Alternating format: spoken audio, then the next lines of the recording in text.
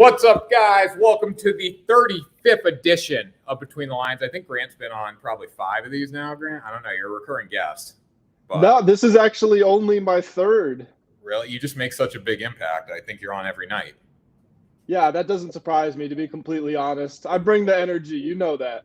Grant, first of all, we have a few things we need to talk about before we can break down baseball. Number one is you need to apologize for making fun of my NFL picks video. I want a public apology on Between the Lines. You told me I didn't look good, and you told me I don't care about the picks. You told me I didn't look good, Grant. That's where we draw the line here. America. I told Tanner that if he wants to be more visually appealing, he shouldn't wear a black jacket with a white shirt and a very, very dark blue tie. That's what I said. I said, show some color, show some personality. You know, I mean, the colors that I think look good on me, I like a little bit of blue. I like a little purple. I don't know. You're kind of gloom and doom. Maybe brown is your color. You know what? I think it was the combination of the ring light doesn't work unless you're in a dark room. Number two, I had the beard. As you can see, I'm clean shaven. I look like I'm 18 now. And before I had the beard with the black suit, I think that was the problem, Grant. But you know what? All the ladies were like, oh, my God, Tanner Kern. So, oh, my God, you look so good. I like football now. Girls that didn't like football after my video, just to let you know, Grant. All right, number two. I'm not even going to let you respond to that. I'm not even going to let you respond. All right, get proposed at a baseball game. Or getting proposed, I should put in there. But proposal at a baseball game. I'm going to change this to. Grant, I have a story for you. Proposal at a baseball game. All right, you ready for this, Grant? I'm 100% ready. I went to the Red Sox game yesterday. I got heat stroke. I almost killed myself. I almost killed myself, brought myself back to life, and then killed myself again because the Red Sox suck. And then number 3 is I saw 2 marriage proposals. I saw 2 guys. One got married in the second, or got proposed to, and this one girl got proposed to in the 2nd inning. Another girl got proposed to in the 5th inning. First question for you: who's going to make it if the divorce rate is 50%? The 2nd inning or the 5th inning? Well, I actually have a question. Is the 50% still accurate? Because hasn't it been like that for 10 years? Yeah, 50%. That's what it is. I think it could. The divorce rate in this country is like 50%. I'm gonna say that the guy in the 2nd inning was more. He clearly was more into it. You know, he probably wanted to wait until like later in the game, but he said, you know, I love this girl too much. I need to say it now. Whereas the guy in the 5th inning, he might be a little more laid back. That might lead to some communication issues in the relationship. So I'm going to say 2nd inning makes it. Yeah, I agree with that. I think the 2nd inning will probably make it over the 5th inning, especially because like it was a long game. Like the 5th inning was actually probably supposed to be the 9th inning because it was like a 5-hour game. So I put a poll on my Instagram here. Let's see here. All right, so the results are in. 80% of people on my Instagram that voted said they would not get married or want to be proposed to at a baseball. I say married just in general. And then 2 people, let's see. Okay, so like out of the 100 and something people that voted here, Grant, fucking 2 said they would get married at a baseball game. Or get proposed. Tanner, I have a question. Were either of the proposees sitting like this? Were they rocking this when they got proposed Grant, to? Don't even you're just trying to get me fired up. Actually, Grant, so I went to the baseball game, and as a spectator, you got to look at what people are wearing. You got to people watch, right? So as much as I saw like stupid, like where did I make that video after? Was after I went to New York? I think it was the Mets. It was the Mets. Okay, so there's some stupid people in New York, obviously, because the girls' clothing in New York was a lot different than the girls' clothing in Boston. There were I could count on one hand how many like stupid outfits I saw from girls. I saw a few, but I did not see the jersey look. Pretty much, it was not off the shoulder at all. It was like, you know what, just regular button down, open white crop top. It was fine. New York, though, I mean, some of these girls I don't know. They're going to the club in the upper deck at not Shea Stadium, Citi Field. So, anyways, Grant, we got to get back to this proposal at a baseball game. Grant, I know you're never going to get married because nobody likes you, but that was deep. That came off meaner than I thought. Okay, but proposal at a baseball game, Grant, yay or nay? Are you gonna get down on one knee? No chance. I'm going to some $2,000 meal dinner, and that's where I'm doing it. $2,000. Jeez. Wow. Yeah, I'm gonna go somewhere crazy like Nobu or something, someplace I'll never go back to ever again. Okay, so what was I gonna say? All right, so here's why I wrote an article on this today. This is what we're talking about. We got a free advertisement, baseballspotlight.com. And my reasoning for like the biggest, I just think it's stupid to propose to someone at a baseball game in general. I think you're setting yourself up for failure. But the number one reason is like when you get divorced, do you really think you're going to want to go back to Fenway Park to watch baseball after you get divorced when you propose there? No, you're not. So the proposal is going to ruin your life. Getting divorced is going to ruin your life probably. And then you're never going to be able to watch baseball again. So don't get married. Don't get proposed to. Don't be proposed to. Don't propose someone at a baseball game. All right, Grant. Well, the Red Sox are ruining your life right now, so maybe you should propose to somebody at Fenway so you don't have to go back. Grant, I am not getting married, Grant. I'm not getting married. Calm down here. All right, let's look at the score right now. The Red Sox. The Red Sox actually 3-1. They actually scored a run, so we're doing well. All right, Grant, you ready to talk about this? The American League East race is heating up. I'm so ready. All right, Grant, let's talk about it then. We can start with the Red Sox, but we're going to talk about them a lot tonight. So why don't we start? You texted me. You're like, I want to talk about the Blue Jays. So the floor is yours. Are we talking about the Red Sox or the Blue Jays? No, start with the Blue Jays. You want to talk about the Blue Jays? Start with the Blue Jays. Okay, we can talk about the Blue Jays. I just think that if you look at the construction of their team, how they've performed this season, what their outlook for the future is, I think they might be the most intriguing team in all of baseball. Because they're a move or two away from being at the Dodgers level in a couple of years. I feel like the move for Berrios was questionable because of the length on the contract, but if you figure out a way to bring him back, you go out, you get some high priority starting pitcher. They pretty much have the offense. They don't really need to change much. Those guys just kind of need to develop, get a little more cohesion between them. So I think that they are probably, like I said, they're probably the most intriguing team in all of baseball. The real thing I'm wondering is, can they close this 3-game gap on the wild card spot? They're actually 3.5 behind the Yankees, who they're playing right now, but obviously they are playing the Yankees right now. So, every win they get, they move up a full game. So there's 3 games left in this series. If they win that, then, they're only a half game behind the Yankees for the wild card spot. And the Red Sox are going against the Rays right now. It's unlikely they're going to, win the rest of that series. So I think that the Blue Jays are probably going to be within a game or two by the end of this series with the Yankees, which would mean that Yankees, let's say a game and a half up. You got the Red Sox, let's say still a half game back, and then you got the Blue Jays a game behind them. I think that's super interesting. And I think that all the teams, they kind of have about the same difficulty of schedule, if I'm not mistaken. So, what do you think? Because all 3 of those teams have been accused of being inconsistent this season. Putting your homerism aside, do you think it stays with the Red Sox and the Yankees that get in, or do the team like the Athletics get in there? So I'm looking at the scores right now. Blue Jays up 1-0 in the middle of the 3rd inning. A lot can change here. Red Sox still 3-1. Let's look at the standings, Grant. So we go here. We got the wild card. The Yankees are a half game up on Boston. So that means if the Yankees playing Toronto. I don't know how many more games the Red Sox have against Toronto, but the Yankees playing Toronto is huge right now. Boston has, I think, a few more games against the Yankees. Boston has. I'm looking at the Red Sox schedule right now. You've got a 3-game series against the Yankees and a 3-game series against the Mariners, and that's it as far as wild card opponents. But you do also have a 3-game series with the White Sox. Yeah, and then you get the Orioles for like 6 games, I think. Yeah, Orioles 6 games, Nationals 3 games. Honestly, I think it's going to be New York and Boston in the wild card. What we've seen, like a leopard doesn't change their stripes or spots or whatever. A zebra doesn't change its stripe. I don't know what the phrase is. I'm going to be honest with you. But all I know is an elephant never forgets. Elephant never forgets. Okay, the Blue Jays have been the Blue Jays for a reason this year. They can't finish. They don't know how to finish. They don't know how to win games yet. The Blue Jays knew how to win. They'd probably be the front runner in the American League, but they haven't figured that out yet. They're too inconsistent. They don't show up. What makes you think they're going to change that in the final month of the season just because they blew the Yankees off the field yesterday? I think the Yankees do beat them today. It's Garrett freaking goal. We got to keep that in mind. Like you say, you read the stats on Parlay Power Hour this morning. The dude's been sensational his past, how many starts? I don't remember exactly. I think he's gone 1 earned run in his last 3 starts, and he has under a 2 ERA for the past 2 months, something like that. Yeah, so once he figured out how to pitch after they put the spider tack regulations in, because he was terrible for 2 or 3 starts when the Red Sox hammered him here, and then the spider tack stuff, when he figured out how to pitch without spider tack, he was actually pretty damn good.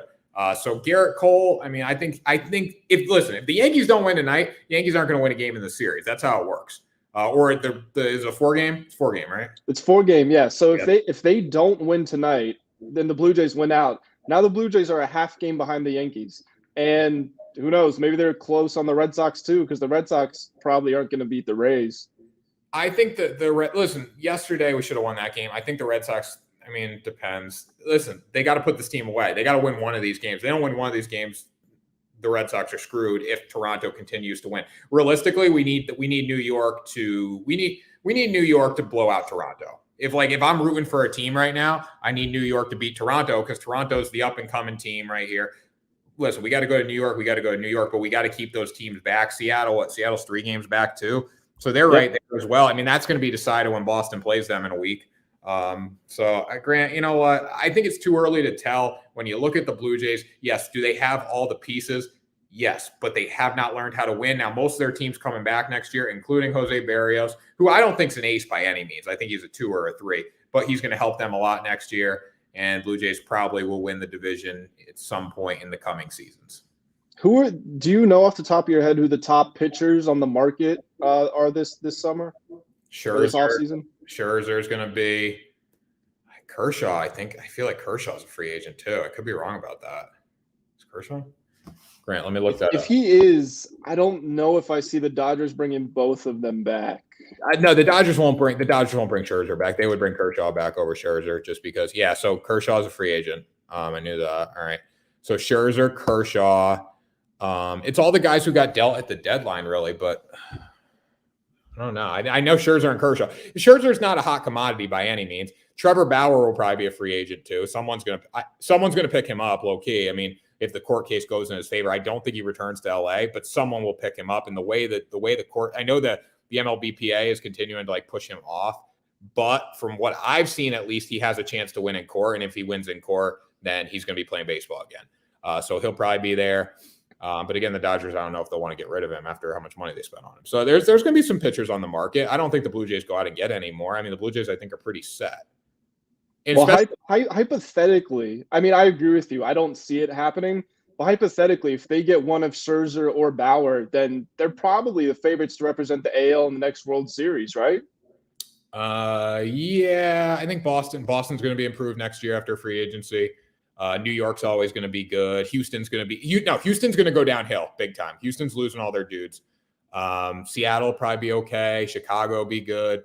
I don't think you can make that assessment now because you got to see what teams do in the offseason. But I guarantee the Red Sox, after what they did at the deadline, will go out and get someone in the offseason because they've shit the bed at the deadline. Same thing with the Yankees. I mean, Yankees gave up their whole farm system, but the Yankees will sign Rizzo. It's going to be interesting. I don't think we can really judge that far away. I mean, granted, we haven't even got playoff baseball this year, man. Come on, slow your jets down a little bit. Fair enough. Yeah. All right. So let's talk about the Red Sox because I need to vent a little bit, Grant. And like I said, got heat stroke. I almost killed myself. Brought myself back to life to kill myself again. And I saw 2 marriage proposals yesterday. Marriage proposals? Is that the word? I don't even know. Red Sox all the way, Grant. What the hell happened in this game yesterday? Did you watch it?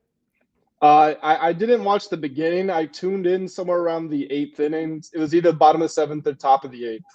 Grant, I was in the freaking bleacher seats in the outfield, so I had a front row seat to watch Alex Verdugo drop a ball that should have been caught. Right there. Okay, so you're 7-1, Grant. And everyone knows the story. If you're a baseball fan, you know the story already. It's a 7-1 ball game. We got Chris Sale on the mound. They load the bases. Nelly Cruz comes up, hits a ball to the triangle at Fenway. Should have been caught. Hits off Verdugo's glove. Whatever. He lost it in the sun. They didn't rule it an error. It should have been an error. These guys are making too much damn money to not have that be an error. He throws it into Taylor Motter. Whoever Taylor Motter is, he's played 15 games this year for some team. He scored a game-winning run the other day. But you know what? He pinch ran to do that. He throws the ball into the freaking bleachers. Just takes it and chucks it as, fuck it, I'm just going to throw it. See where it goes. All right. It goes into the bleachers. Nelly Cruz it's a JV freaking grand slam. All right. So now it's 7-5. Okay. We're going to lose. At this point, I'm like, we're going to lose. And then we go. So that shows how much faith you have in your team closing. You know what? Here's the thing. The Rays are too good of a team to not put them away. If you don't put them away, you're in trouble. So then that's 7-5, whatever. I still think we have a chance. Don't get me wrong. But I'm like, at that point, the first thing I turned to my dad, I'm like, we're going to lose this fucking game. Like, there's like, you need to put teams away. So whatever. Then we trade runs. I think they trade a run with us. We trade a run with them, couple hits, couple homers, whatever. Then we get to the ninth, Grant. It gets even worse in the ninth because we're like 4.5 hours into this game at this point. And then who pinch hits? The mayor of Ding Dong City, Travis Shaw, pinch hit double. Ninth. Oh no, wait. We forgot the top of the ninth inning, Grant. We forgot the top. We're up by a run in the top of the ninth inning.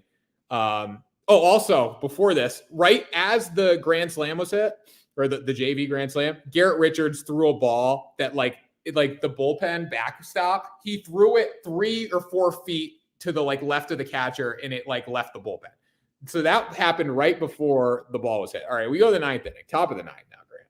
I'm just letting you vent. You just keep it rolling. You like this shit. You like seeing me suffer. The top of the ninth inning, a walk-off home run. Or no, a walk-off.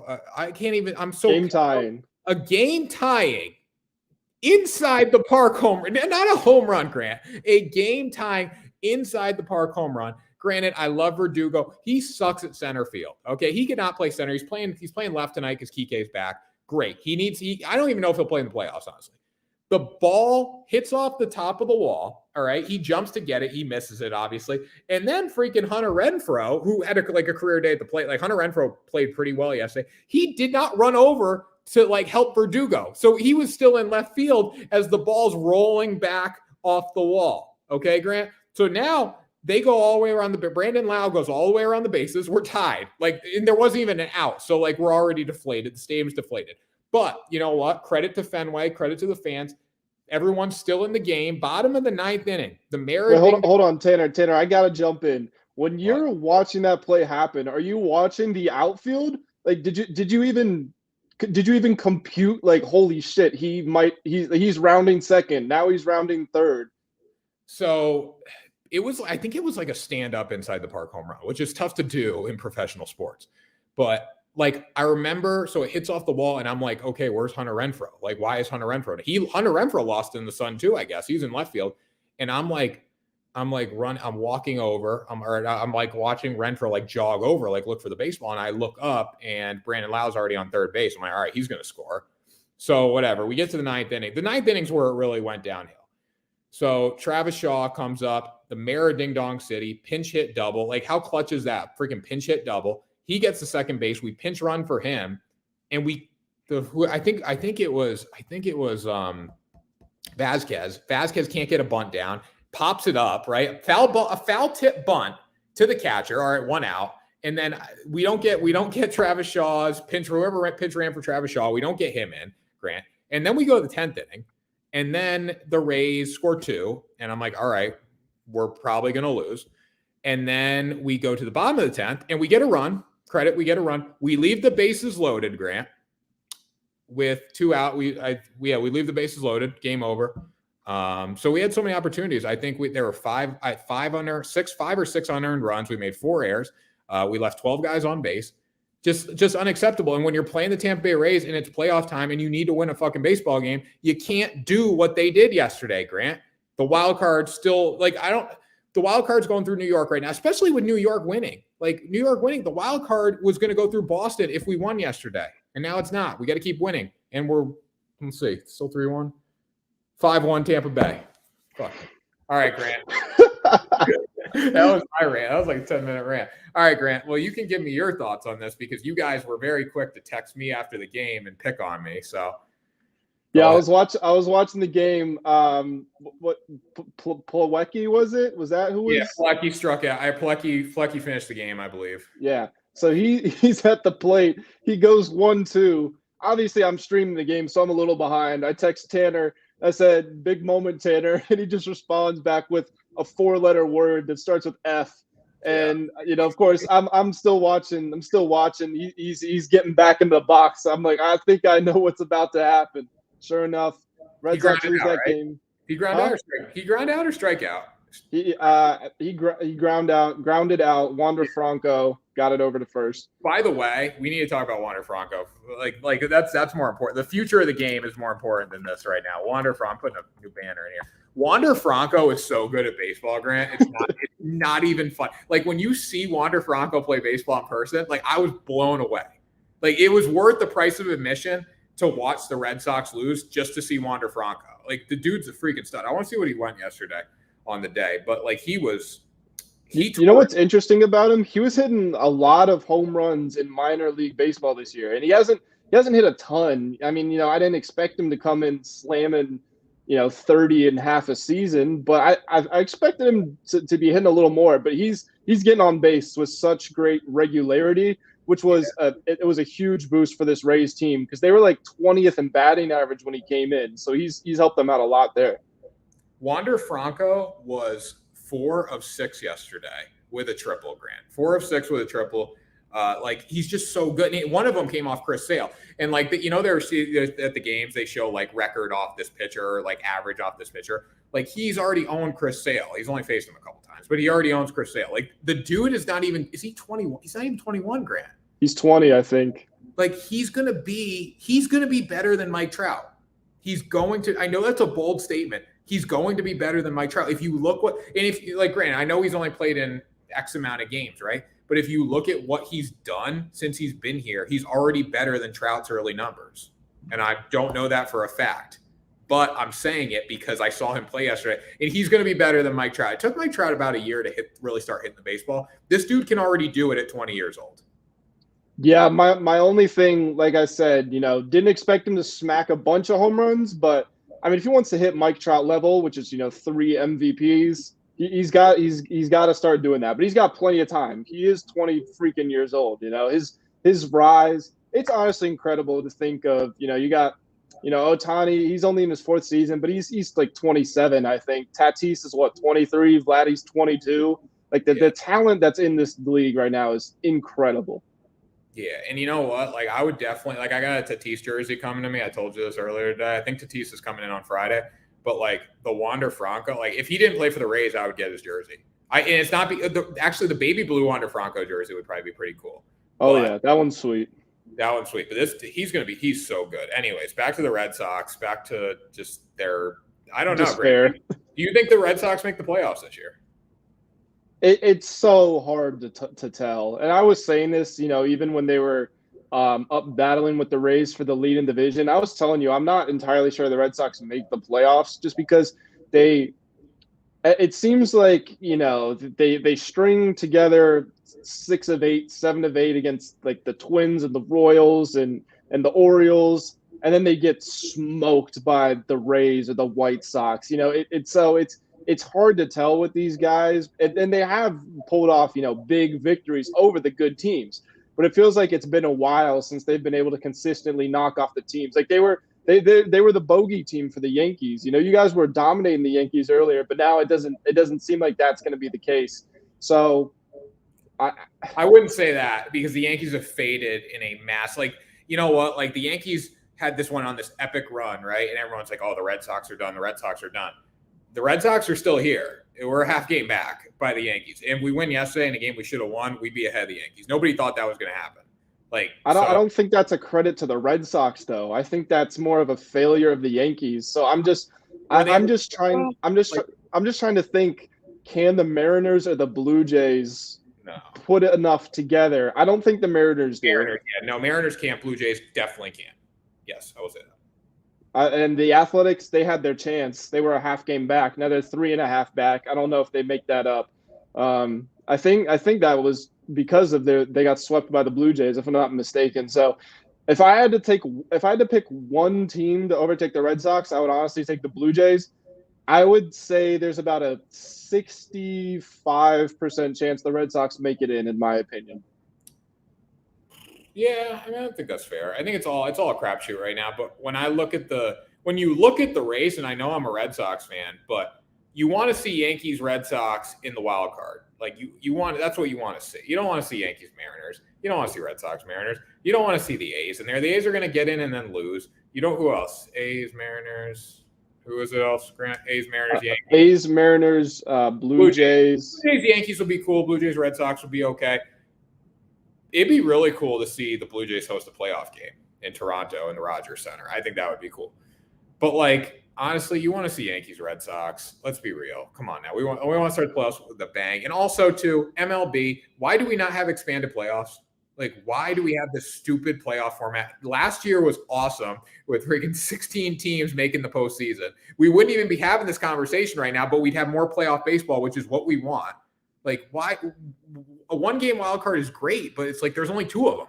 I'd rather. It's not great. It's not great. It's stupid. It's one of the stupidest things in professional sports. I wouldn't say it's stupid, Grant. I wouldn't say that. I think the format is stupid when we could have expanded playoffs. But hey, put another banner in, Grant. Let's go. We got to let the people know what we're talking about.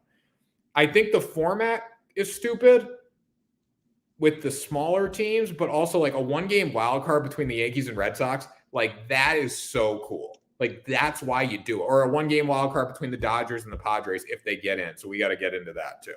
But I don't know. I kind of like the one game because baseball never comes down to one game. Like, it rarely, like game sevens, the only time it comes down to one game, or game 163 if there's a tie in the regular season and it has playoff implications. But like, I love that one game format. It's a championship game. Let's throw our best pitchers. Let's take Walker Buehler, Clayton Kershaw, Max Scherzer, Julio Urias. Let's just take them all. Let's just throw them at you.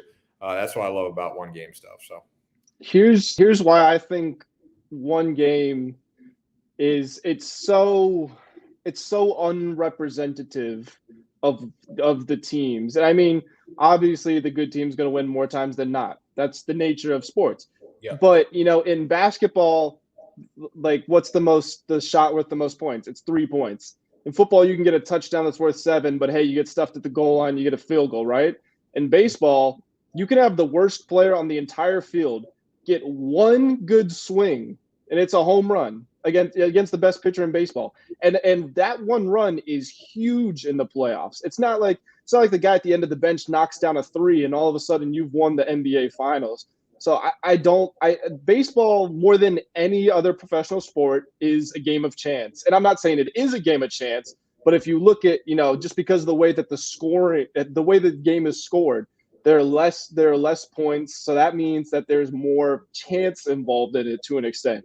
You know, like you can go through a baseball game, one team has 3 hits, one team has 2 hits. That's not totally uncommon for the playoffs. So for that to be decided on one game, I mean, even the freaking college baseball playoffs, once they get to that super regional, they've got 2 games. So, you know, I think it's terrible. Well, I'd rather have expanded playoffs and have them all 3 games, the first round 3-game series. But you know what? We don't get that, Grant. So we got to have a 1-game playoff. Listen. Best play. Yeah, it is stupid because realistically, I do agree with this. The best team might not always win, but you got to show up. That's what it comes down to, Grant. Like the Dodgers, if the Dodgers get in that wild card game, the coolest thing is the Reds can beat the Dodgers. Like, I know it's probably not going to happen, but the Reds, if they play well, they can beat the Dodgers. Where in football, like you take team 1 versus team 32. Team 32 is not going to, if you play them 10 times, team 32 might not win a game, right? If you take the worst team in baseball and the best team in baseball, they play 10 times. The best team probably beats them 7 out of 10 times, 8 out of 10 times, right? 6 out of 4 times, or 6 out of 10 times, right? Like that's what's cool about baseball. Anyone can beat anyone on any given day. Would I like expanded playoffs? Yes. Don't know if we're going to get that in the future. I think we'll get it next year. I think when the new contract between the MLBPA or whatever, new bargaining agreement. That's the terms, Grant. It wouldn't surprise me considering the NBA has brought back their play-in tournament thing. Yeah. And the NBA and the MLB are they're kind of trying to mimic each other in certain respects. So wouldn't surprise me at all. All right, Grant. Padres' chances of making the playoffs very slim. We got to wrap up here, Grant, but we'll talk about this for a minute. Padres' chance of making the playoffs non-existent. I definitely wouldn't say that. Oh, one thing that's pretty hilarious. The Padres are in the wild card right now, right? You know how far back they are on the other wild card team? Like they're 13 and a half games back, which is hilarious that either the Dodgers or the Giants are going to be in the wild card and potentially go out on a best of 1. Another reason I hate this rule. Because you got the team with the second best record in baseball that might go out to the Cincinnati Reds. That's just stupid to me. But yeah, San Diego Padres, they got a game up on the Reds. They're 2 up on the Phillies. Didn't actually realize the Phillies were that close. 3.5 on the Cardinals. Shout out to the Cardinals for what they've done, but it's not going to matter. Yeah, the problem for the Padres is they've got the Angels now, and then they only got them for 2 games. Then after that, they've got 7 series. 5 of them are against either the Giants or the Dodgers. I'm not entirely. First of all, we know the Dodgers and the Padres have given us great series all year long, right? So the Dodgers aren't necessarily the Dodgers. Like, if they're playing the Mariners or they're playing the White Sox, you say, oh, the Dodgers are the Dodgers. The Padres have given them all they can handle. So it's not as, I don't want to say it's not intimidating, but it's not as foregone of a conclusion. So that could be interesting. But the fact that the Reds only have only one game behind. Let me actually see here who the Reds have left on their schedule. Yeah. I mean, I'll what- read when you're doing that. I'll read their full schedule. So you go 2 against LA, the Angels, then you go play the Dodgers in Dodger Stadium. You got to face Walker Buehler and Max Scherzer. Then you go 4 against the Giants, 3 against the Cardinals, 3 against the Giants, 3 against the Braves, who are still good. They're reputable in the National League East. Then you finish with 3 against the Dodgers and 3 against the Giants. Like, the MLB schedule makers just like took the schedule and screwed the Padres pretty much. And here's the Reds while we have that in our recent memory. Right now, including tonight's game, 2 against the Cubs, 3 against the Cardinals. You read them slow, and I'll tell you. All right, Cardinals are over 500, right? A little bit. Yeah, they're 3.5 games out of the wild card. All right, the Cubs suck. Cubs are under 500. Keep going. 3 against the Pirates. Pirates are way under 500. 3 against the Dodgers. Okay. 3 against the Pirates. 4 against the Nationals. Nationals suck. 2 against the White Sox. 3 against the Pirates. So you have 5 tough games in there. Like, you have five tough games. So yeah, I mean, if the Reds don't get in, it's blow up of the century. That's what it comes. 100%. Yeah. So that's what it comes down to. Now, final topic, Grant. Dodgers, Giants. Who's going to win the division and why? We've been talking about this all year. I said the Giants had it for most of the year, and then about a week or so after the trade deadline, I said the Dodgers were going to catch them. Golly, I don't know. Golly. Just to put some numbers out there, Giants 88-50, Dodgers 87-51. Both teams pretty much they're a half game different at home and a game and a half different away. So really incredible stuff. It's like this is harder to call than the AL East wild card, honestly, because it looked like the Dodgers had done enough. It was the Giants had held them off, and then finally the Dodgers were too much. They closed a 4-game gap in like a week. They went up a game. Now they're a game behind again. I don't know. If I would go 51 to 49% Dodgers, but it's by the narrowest of margins. And I hope the Giants win it just because I think it would be an awesome story. You know what's going to come down to, Grant? Do they have a head-to-head at the end of the season? No, they're done. You know what it comes down to? What's that? Who can win against the Padres? That's what it's going to come down to. Yeah, you're not wrong. You're not wrong. Because Padres are going to give these teams like a fight. Like, there's no doubt about that. So who can win against the Padres? That's what I think there. And you know what? No matter who wins the division or who wins the wild card, I want to see this game as the NLDS. If I don't get to see it, if baseball doesn't get to see the series in the NLDS, there's a problem. There's an issue. Unless the Padres, Dodgers would be fine. Padres Giants, I guess, is fine. Dodgers Giants is fine. But we need to get that combination. If we see Dodgers Reds, Giants Reds, it wouldn't be Padres Reds. If it's Dodgers Reds or Giants Reds, I don't want to see that, Grant. Don't want to see that. I want to see it in the NLDS too, but I only want to see that because of the playoff format. Going back to what we were talking about, I think there should be a reseeding. I mean, how it is right now, the winner of the wild card obviously has to play the number 1 seed. So we would get, in theory, just going based on standings right now, we would get Giants versus the Dodgers in the DS. But I mean, I think there should be a reseeding. The Dodgers have the second best record in baseball. There's no way in hell they deserve to be playing the number 1 seed in the National League in the first round, or if you want to call it the second round, because the best of one that's not really a round, I think it's stupid. But we deserve to see this game in the NLCS, not the NLDS. It's just another beef I have with the format. Yeah, I mean, we deserve to see this game for 7. We deserve to see 7 of these games, not 5. That's my opinion on it for sure. But anyways, Grant, another episode Between the Lines, man. You're a recurring guest now. How you feeling? I'm becoming more entrenched with the late night show. I really like it. Intro is freaking sick. Gets me hyped up every time I hear it, and hope to be back soon. There we go, Grant. All right, that does it, guys. Caesar Sportsbook, Sports20RF, risk-free bet to $5,000. Subscribe to the network as usual. Watch my NFL picks video. It's freaking fire, Grant. The ladies love it. You hate it because you suck. That does it. Parlay. No, I'm Parlay Power Hour. Oh, my God. Parlay Power Hour. That was Between the Lines, guys.